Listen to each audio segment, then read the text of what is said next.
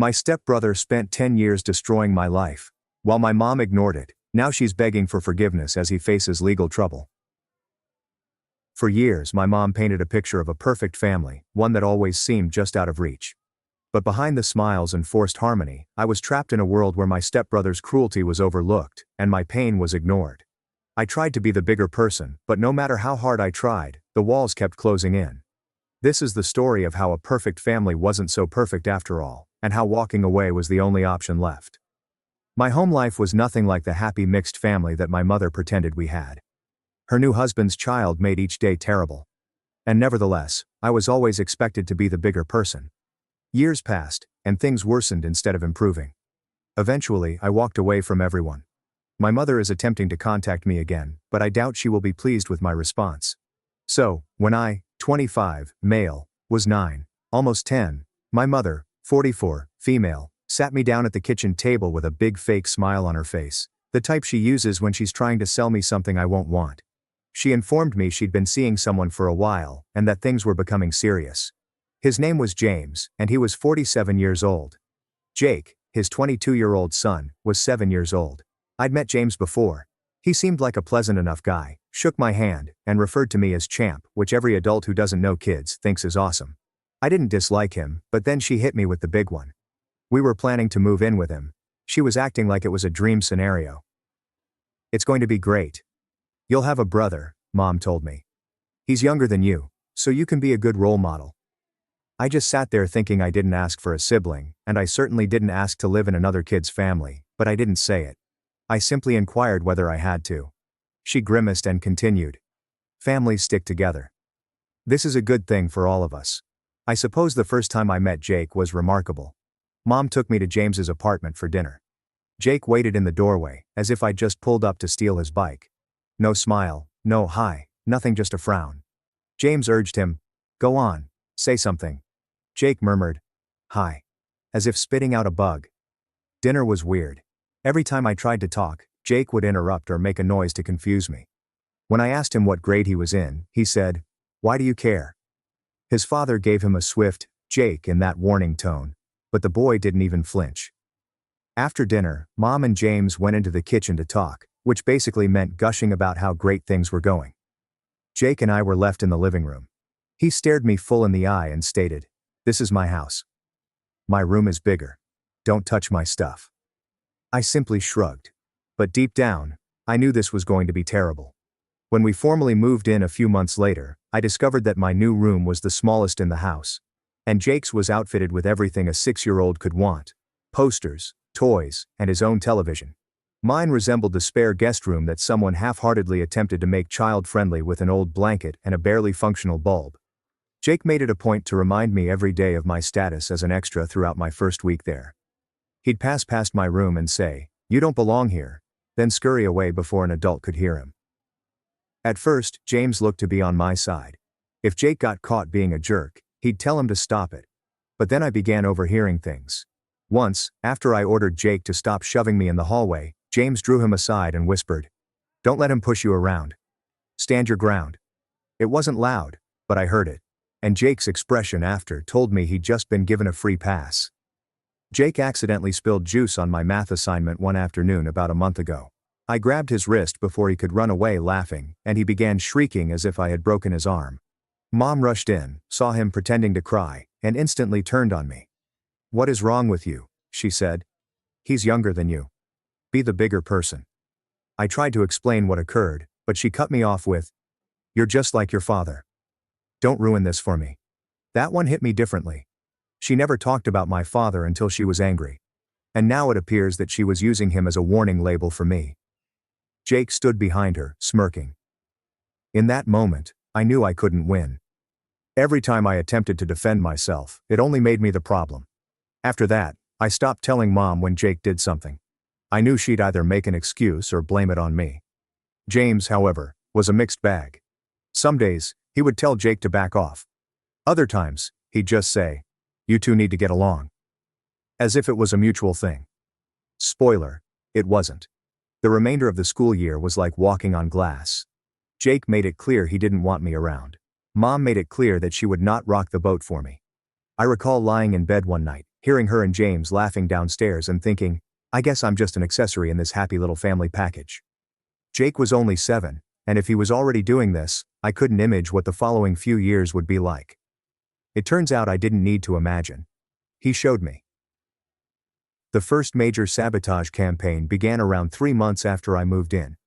It was Tuesday night. I had a science project due the next morning, one of those poster board projects that required a nice display complete with diagrams and everything. I left it on my desk and went downstairs for dinner. When I returned, there was a large streak of chocolate pudding across it. It's not even like it was dumped. It was smeared. Jake sat on his bed across the hall, licking a spoon like a cartoon villain. I didn't even bother asking if he had done it. Of course he did. I attempted to restore it, but the entire middle section was wrecked. The next day, I had to bring it in like that, and my teacher gave me a dissatisfied expression, as if I'd just been lazy. That was merely the beginning. He would mistakenly delete my files from the family computer if I left them open. We used the same login, so he could easily go in and mess things up.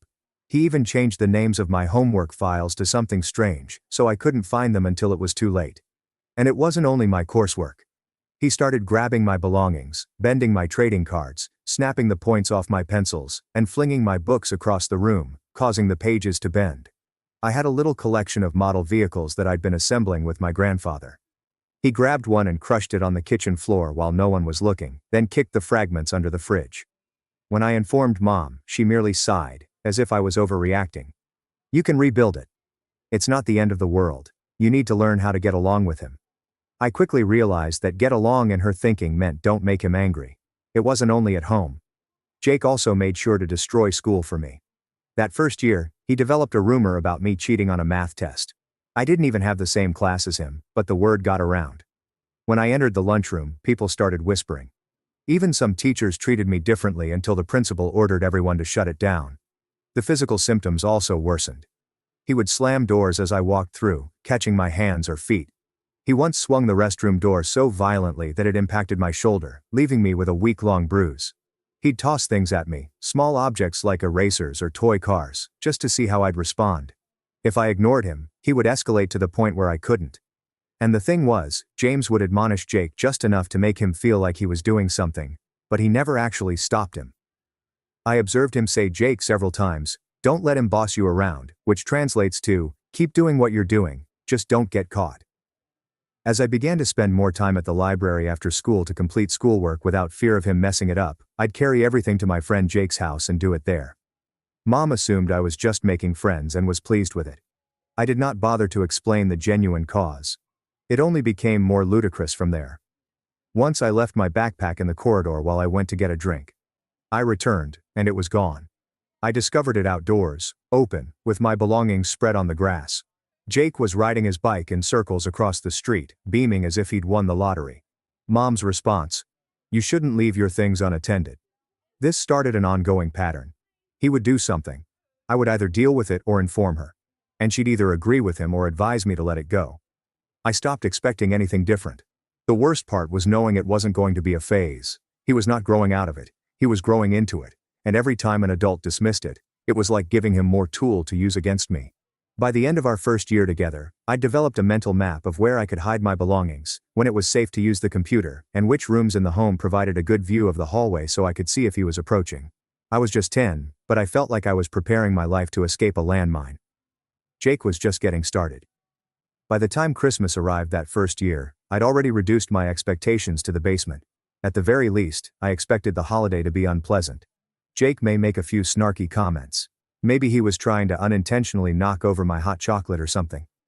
I was not prepared for how far he would go. Mom and James had arranged a large family holiday at our home. Both sides were invited. The house was full of people. On Christmas morning, we opened our gifts as usual. I actually received a couple of great ones: a new set of drawing pencils from my grandparents, a tiny model kit from my uncle, and a sweatshirt that I'd been wanting for months. For over an hour, I hoped Jake would finally leave me alone. Then I went to the restroom.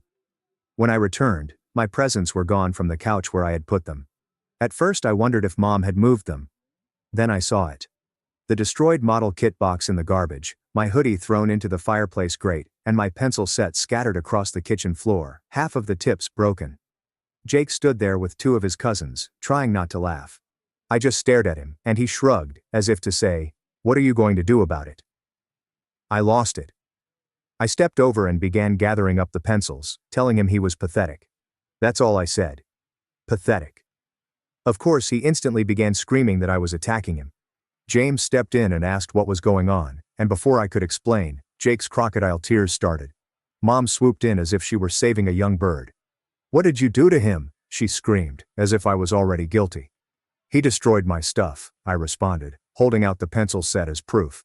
She simply crossed her arms. "You need to let these little things go. This is Christmas. I don't want any drama." I told her it wasn't small to me. That's when she smacked me with it.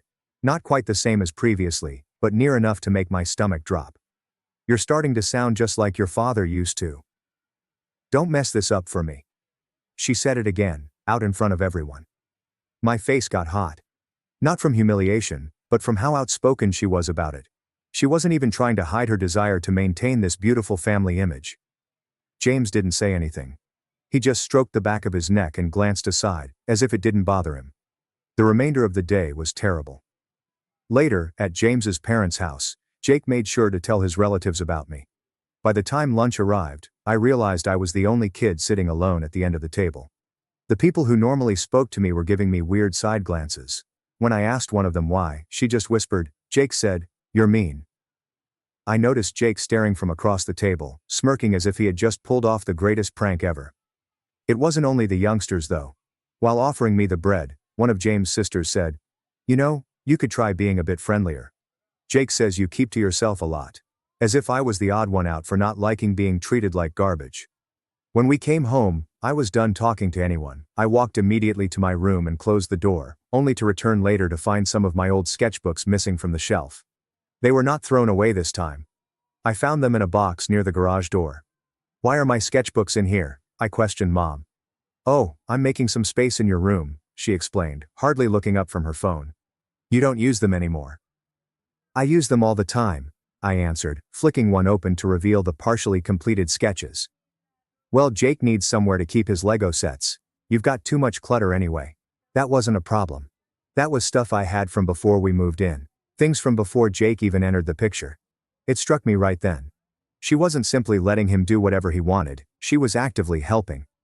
I began storing my most critical belongings in a rucksack that I carried everywhere: clothes, sketchbooks, and anything else I didn't want her to organize or inadvertently damage. I knew the remainder would be fair game for him.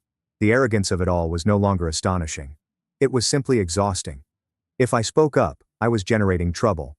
If I kept quiet, they regarded it as permission to proceed.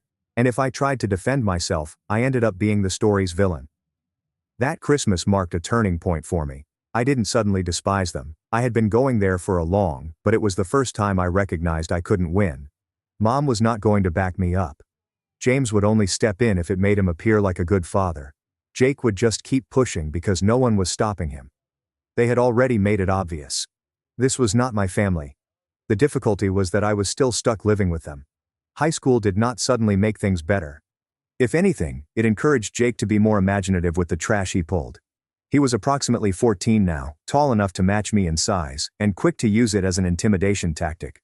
I wasn't easily scared, but it was taxing to go down the corridor without wondering whether someone was coming to shoulder check you for fun. The event occurred at one of James' family game nights. Jake had been grinning since we sat down, which indicated that he was cooking something. We were playing one of those games with a small spinner. When it was my time to reach for it, Jake accidentally pushed the table. The board slid, my hand surged forward, and my finger smashed against the corner of the table leg. I heard the crack before experiencing it. Sharp, blinding pain surged up my arm. I released the spinning and grasped my hand. "Watch where you're putting your hands," Jake replied calmly, as if I'd been clumsy. James frowned but did not raise his voice. "Mom." She rolled her eyes. "It was an accident. Don't start with the drama." "I think it's broken," I said, holding it up. "Then we'll get it checked tomorrow," she said, as if I'd just told her the milk was out of date. "You'll live." The doctor confirmed it the next day at the clinic: a hairline fracture. I wore a splint for several weeks. Jake never once apologized. In fact, I overheard him telling one of his pals at school that I hit a table like an idiot. The job sabotage occurred several months later. I applied for a part-time position at a local bookstore. Perfect for me. Quiet, steady, and convenient to school. I was one interview away from landing it. That morning I left my folder with my application and CV on the kitchen counter while I ate breakfast. When I got back, it was gone. Jake was in the living room, going through his phone. I inquired if he had seen it. He shrugged. Maybe you left it in your room. I ripped apart my room. Nothing. I had to print a backup copy at the library, which made me late. The interview was awkward and quick, and I could sense the manager was unimpressed. A week later, I discovered my original folder in the garage, tucked underneath a box of Christmas decorations. That was not simply petty, it was deliberate. I informed Mom, anticipating at least a glimmer of concern. She did not even blink. If you want a job, you'll figure it out. Stop blaming Jake for everything that goes wrong in your life. It was the same script every time. I was overly sensitive. I harbored grudges. I needed to be a bigger person. She never asked Jake if he did it. It didn't matter how evident it was. By then, I had stopped seeing Jake as an annoying stepbrother and began to see him as a long-term problem. The only way to fix the situation was to get out. I kept my head down for the rest of the year, focusing on my academics and earning as much money as I could from minor side jobs. I cut lawns, walked dogs, and fixed computers for neighbors to save money for an escape. Every dollar went into a little metal lockbox that I concealed in the lining of my rucksack. I didn't trust my desk drawers. Jake didn't stop, however. If anything, my quietness emboldened him. He'd corner me in the corridor and say curses beneath his breath. He would unplug my laptop charger when I wasn't looking, causing my battery to fail in the middle of an assignment. Once, he accidentally left the freezer open, destroying a bunch of food, and Mom found a way to blame me because I'd made a smoothie earlier. That was the moment I realized there was no sense in proving myself right in this house. They did not want the truth. They wanted me to be quiet and cooperative. By senior year, I had a definite plan. Graduate, attend college, move out, and never look back. I didn't mind living in a shoebox flat. Anything was preferable to staying here. I started keeping a tight schedule: school, library, home, repeat. The less time I spent with Jake, the fewer opportunities he had to pull something. When I received my college acceptance letter, I didn't notify anyone in the house. I kept it to myself for 3 weeks, simply enjoying the fact that I had an exit ticket. As soon as I got housing confirmed, I began collecting my belongings and storing them at Jake's apartment. By the time summer arrived, I was almost living out of a duffel bag. It wasn't quite time to escape, but it was getting close. So by the end of the summer, I was gone. College dorms were not exactly luxurious accommodations, but they were mine. No Jake, no coming into my room to see if anything was broken or gone. I didn't return for holidays, didn't attend birthday parties, and declined every family dinner invitation. For years, I stuck to that strategy. Life was tranquil, and I maintained it that way. Years later, Jake discovered me. It began with a message request on Facebook. "Hey, long time, need to talk." I stared at it for a while before clicking delete. 2 days later, he appeared outside my building. I'm not sure how he even got the address. He leaned against the hood of a beat-up sedan, looking much older than his 21 years. However, the smirk remains the same. "Been a while," he replied as I approached. I didn't bother to return the small conversation. "What do you want?" "Just catching up," he said. "Hatching. Also, I need a place to crash for a bit. Got laid off. My apartment situation's complicated." "No," I replied without thinking about it. "That's it?" he inquired, raising his eyebrows. "No, that's it," I replied, walking past him inside the building. He did not give up. Over the next week, I received texts from random numbers. Some are simply checking in, while others are trying to instill guilt. "We're family, man. Mom would want you to help. It's only temporary." I blocked them all. Then things became quiet. I assumed he'd given up. 2 months later, I received a call from an unknown number. A police officer asked if I was available to come down to the station and answer some questions concerning an ongoing theft investigation. I assumed it had to be an error. I'd never even received a parking ticket. At the station, I was shown a report. Someone had exploited my name and information to open a store credit account and incur charges while purchasing electronics. The business had shaky camera footage, but the guy was about Jake's height and build, and he was driving the same beat-up sedan I had seen outside my building. The police asked if I knew him. "Yeah," I replied. "My stepbrother." They already had their doubts. My driver's license number had been used, but the address on the account was false. He must have received that number years ago, while we were still living under the same roof, while going through my belongings like he routinely did. They had followed the car from the camera to a tow yard, where it had been detained 3 weeks prior under Jake's identity. Even with that, it took me several hours to clear my side. I had to dig up old emails, proof of where I'd been, bank records, everything. They eventually informed me that I was safe, but that they would contact me if further information was required. I left the station with a knot in my chest. I wasn't terrified anymore, but I knew exactly what had happened. Jake had approached me hoping for a free ride. I had turned him down, and now he was trying to draw me into his mess. That night I called Mom. She answered the second ring. "You couldn't help him, could you?" she asked before I spoke. "He tried to frame me for theft," I stated bluntly. "The cops have him on camera. They impounded his car. Jake would never." "Jake would absolutely. He's been doing the same thing since I was a kid, only now it's criminal."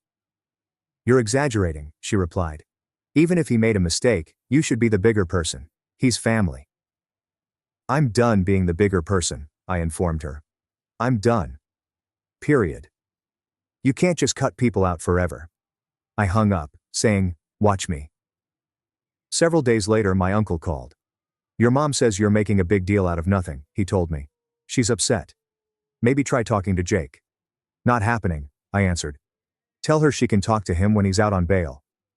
Jake did not try to contact me again after that. But the harm had already been done, not just because of what he'd tried, but also because his mother's initial response was to defend him. She didn't ask if I was all right. I didn't care that my name was linked to a criminal probe. All she cared about was that I had declined to assist her golden boy. I resolved that this would be the last time I had to deal with either of them. A week later, I changed my phone number, set up mail forwarding to a P.O. box, and ensured that my workplace had stringent no-information procedures in case somebody contacted looking for specifics. I even instructed building security to turn away anyone not on my list. I didn't make any huge announcements about cutting them off. I just ceased existing for them. No phone calls, visits, or, "let's just talk." I knew if I opened the door just a crack, they'd shove it open and take me back into the commotion. The last I heard about Jake was from a coworker who knew someone at the same tow yard that had seized his car. Apparently, he was arrested shoplifting from a hardware store and spent a few weeks in county jail before receiving probation. I didn't smile when I heard it, but I also didn't feel horrible. This wasn't only about him anymore. It was about ensuring that the door remained permanently shut. It had been months since I'd heard from either of them, and I planned to keep it that way.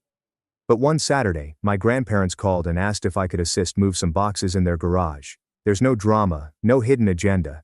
At least that is what I believed. I arrived at midday, got a dolly from the corner, and began stacking old storage containers. About 20 minutes in, I heard tires crunching on gravel. A white SUV drove up the driveway. My gut constricted when I saw Mom walk out. Jake hopped out of the passenger seat, sunglasses on and hands in his pockets, as if he were arriving at a VIP event. "Look who's here," Mom exclaimed, as if she had just seen an old acquaintance. "I had no idea this was a family reunion," I responded, keeping an eye on the dolly. "Oh, don't be dramatic. We just happened to be in the neighborhood." "Yeah, sure," I murmured, adding another bin to the stack. Jake walked over and leaned against the garage door. "Still holding grudges, huh?" I didn't respond. "Guess some people can't grow up," he said, smirking. I continued shifting boxes until he spoke again, this time louder. "You know about that whole crime thing?" "Total misunderstanding." "You really overreacted, man." That prompted me to stop. I set down the package and turned to face him. "Misunderstanding? You used my name and my ID number to steal from a store." Jake shrugged. "Allegedly." Grandma emerged from the kitchen, drying her hands. "What's going on out here?" "Nothing," Mom replied immediately. "Just catching up." "Not nothing," I responded, raising my voice so she couldn't cover it up. "Your son tried to pin a theft on me, and you defended him just like you've defended him every time he's done something." Mom's face stiffened. "This isn't the place." "No, this is exactly the place," I said, pointing at Jake. "Christmas gifts smashed, science projects ruined, fake rumors at school." That was him. My job application for the bookstore. He hid it in the garage so I'd miss the interview. The accidental broken finger during game night. Yeah, not so accidental. And then when all else failed, he tried to make me look like a criminal. Jake laughed beneath his breath. "Man, you keep a list." "I keep proof," I explained, taking a little folder from my rucksack. I had brought it for another purpose, but it now works well. I opened it and displayed the printed screenshots from the police report, the impound record with his name, and a still frame from the store camera of his vehicle. Recognize this? That's your car. That's your name. And this is the only reason I'm not sitting in a holding cell right now. Grandpa approached closer to look. Grandma squinted her eyes at Jake. Is this true? She inquired. Jake's sneer faltered for a half-second before recovering. That's not the whole story. It's the only story that matters, I told myself. Mom stepped forward and grabbed my arm. You're trying to embarrass me in front of my parents. No, I'm making sure everyone knows what you've been covering up for over a decade, I answered back. You're acting just like your father, she yelled. Always looking for a fight, always playing the victim, and you're acting just like you always have, putting your image above your own kid. The hush that followed was piercing. Grandpa peered between us, but nobody moved. Jake finally broke through with a quiet chuckle. Man, you really haven't changed. Neither have you, I replied. Which is why this is it. I'm done. I don't want calls, I don't want visits, and if I see either of you at the store, I'll turn the other way. You're blocked permanently. Mom's face turned red. You can't just cut us out. Watch me. I took my keys off the workbench and strolled past them. Grandma called after me, but I didn't stop. I could feel Mom's scowl on my back and Jake's smirk in the corner of my eye, but I didn't look around. As I got into my car, I could hear Mom's voice break into that high-pitched tone she used when she lost control. You're ruining this family. From the driver's seat I said, it was already ruined. I'm just not living in it anymore. Then I closed the door and drove out of the driveway. Later that night, my phone vibrated with a text from my uncle. Here's the text, with proper punctuation and capitalization. I heard you had a confrontation at Grandma's. Jake yelled at your mother during the journey home. I guess being called out in front of our grandparents damaged his ego. Maybe he realized she couldn't protect him anymore. He also said he was done with her. I didn't respond. I did not need to. 2 days after the altercation at my grandparents' place, I received a call from grandmother. I told your grandfather everything, she explained. He wants to have a family dinner, just you and your mom. No, Jake. I'm already done with her, I explained. This is different, Grandma responded. Your grandfather insists. Says it's important. I didn't enjoy it, but I respected Grandpa enough to attend. He wasn't the sort to drag me into drama without a reason. We had dinner at their place, just the three of us. The tension was palpable from the moment I came in. Mom sat at the table, like she'd just been caught speeding, attempting to appear calm but visibly concerned. Grandpa sat at the head of the table, leaning on his cane, eyes sharp. Before we eat, he was saying, I want to ask you something directly. Everything your grandmother told me about the smashed belongings, the broken finger, the job sabotage, the framing, is it true?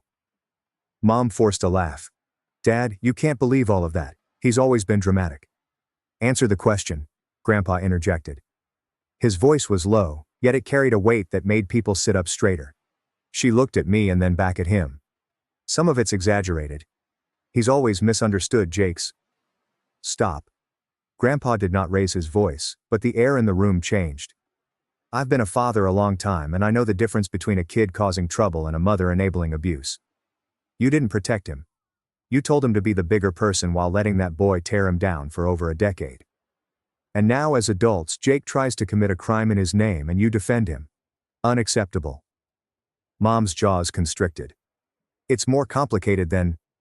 No, Grandpa replied, leaning forward. It's simple. You failed as a mother. She sat back, her lips squeezed together in a thin line. I've made my decision, Grandpa added. I am removing you from my will. Your share will go to him, he said, gesturing at me. You've shown you can't be trusted to put family first. But he has. Even after everything, he's worked hard, stayed out of trouble, and built a life without your help. That's the kind of person I want carrying on what we've built. The room went dead silent. Mom's face became pale. You can't be serious. I'm completely serious, he said. I won't reward selfishness and abuse. She turned to me as if I were meant to object. I did not. I simply stared back at her. Grandpa pushed back his chair and stood. Dinner's in the kitchen. Eat if you want, leave if you want. But as far as I'm concerned, this conversation is over. I did not touch the food. I stood up, thanked him for being honest, and walked out without saying anything to her. As far as I was concerned, she had finally been forced to hear the truth, and I didn't have to be present for the consequences. That night I cut her off permanently. No more protracted debates, no more second chances. She could understand what Grandpa said. She may cry over the will, she could try to twist it however she wanted. She did try. Over the next 2 weeks I began receiving random calls from numbers I did not recognize. Some of the numbers were incorrect, but the pauses before the voice spoke indicated that she was sitting there, listening to me say hello and contemplating whether to speak or hang up. Then came the messages from other people, including my uncle, a couple cousins, and even one of James's sisters. She just wants to talk, they'd explain. She's sorry. She's not the same person anymore. But I knew who she was. She hadn't changed since we moved into that place. The only reason she was trying now was that her golden guy had also cut her off. Grandma had previously told me that Jake seldom spoke to her these days. Following the vehicle incident, their relationship deteriorated. Without him, without me, and without James's family's support, she had no one to help her create her own world. Grandma told me she spends much of her time at home and isn't invited to as many things. James works long hours and usually keeps his head down. He has never confronted me about any of this, but he has also not spoken up for her. Just remains neutral. Like if he ignores it for long enough, it will vanish. Jake keeps his distance, and her own parents are no longer on her side. The woman who previously boasted about her wonderful mixed family to anybody who would listen was now sitting in a half-empty house, surrounded by the repercussions she said would never happen to her. Every time someone attempted to mediate, I shut it down in the same manner. I am done. She made her decision years ago. I didn't hate her. Hate consumes too much energy. I just wasn't going to sit in a room with her and let her half apologize, shift the blame, and attempt to rewrite history. I wasn't going to invite her into my future so she could bring old scars to new areas. She could call, beg, and write letters. They would all remain unanswered. Grandpa's words at that dinner stayed with me. I won't reward selfishness and abuse. It was the first time in my life that someone had spoken it out there in front of her without sugarcoating or making excuses. I didn't need to say anything else, so I let the silence speak for itself. Mom is now alone, and it is not due to a twist of fate or misunderstanding. She is alone because she created a life in which everyone else's comfort took second place to her own image. When that image shattered, so did the people who had stood by her. I don't intend to see her again, not during family gatherings, in hospitals, or at funerals. Then, some doors remain closed because opening them would only invite the same storm back in, and mine is permanently locked.